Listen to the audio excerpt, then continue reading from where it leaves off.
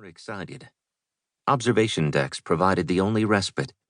He had selected a smaller one, seeking some quiet while he caught up with his reading.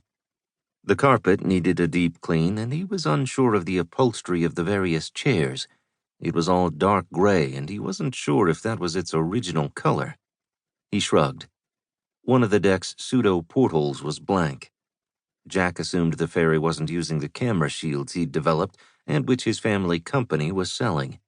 He smiled to himself. A slight touch of arrogance on his part, he thought. An overweight man sat in the chair opposite and raised a glass of what Jack suspected was a drink from the bar in silent salute. He was balding and somewhat red-faced. He wore a dark business suit, which was fashionably new. "Calms my nerves," the fat man said after taking a sip. His voice was slurred. "I understand." Jack was reading notes on starship design trends and wanted his new neighbor to leave him to his task. A mix of curiosity and caution prompted him to use his implant to send a switch-on signal to his experimental video cameras. He'd produced them in the family company's lab, gradually reducing the size and increasing performance for video and sound qualities. He was wearing his latest development as pins, one in each side of his collar and one disguised as the top button on his jacket. He had two more, flesh-colored, tucked behind each ear. "You're a likely-looking lad." Here comes the pitch, Jack thought.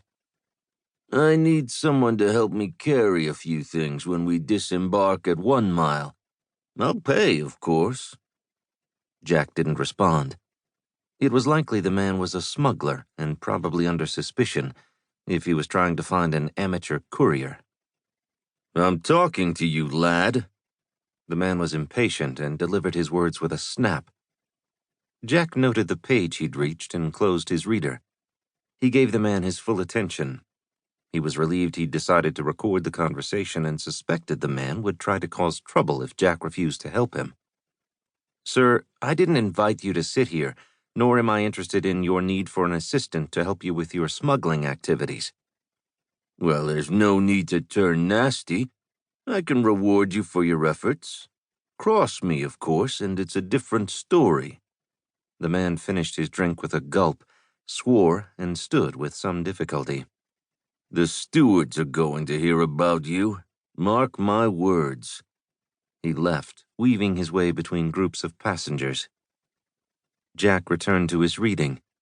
Some 5 minutes or so later, 2 men approached and stood beside him. One wore the uniform of a steward, and the other, in plain clothes, looked as though he'd be more comfortable wearing a military uniform. Neither man wore an expression of relaxed confidence Jack would expect of properly authorized personnel. He made sure his cameras were running and transmitting. "Excuse me, sir," the steward said. "We need to talk to you." "Indeed?" Jack again noted the page number before closing his reader. "And who are we?" The man in plain clothes moved a step closer. The steward started to reply, and Jack held up his hand, forestalling what was likely to be a threatening response. He thought the journey is going to be interesting after all. "I don't know who you are, and wearing a uniform doesn't establish your identity or your right to question me about anything." "It establishes whatever we want it to," offered the man in plain clothes. Jack shrugged.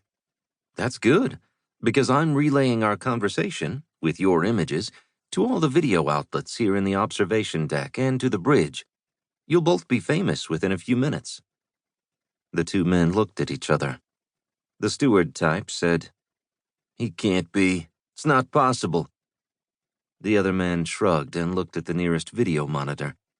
He pointed a shaking hand. "I think it must be. Look, I'm out of here." He spun and headed away at a rapid pace.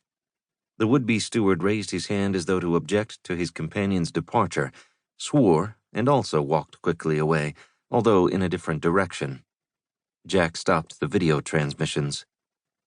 He reached for his reader. However, before he could open it at the correct page, a voice almost beside him said, "Well done, young man." Jack turned around so he could see who was now sitting behind him. A gray-haired little old lady smiled at him as she held up an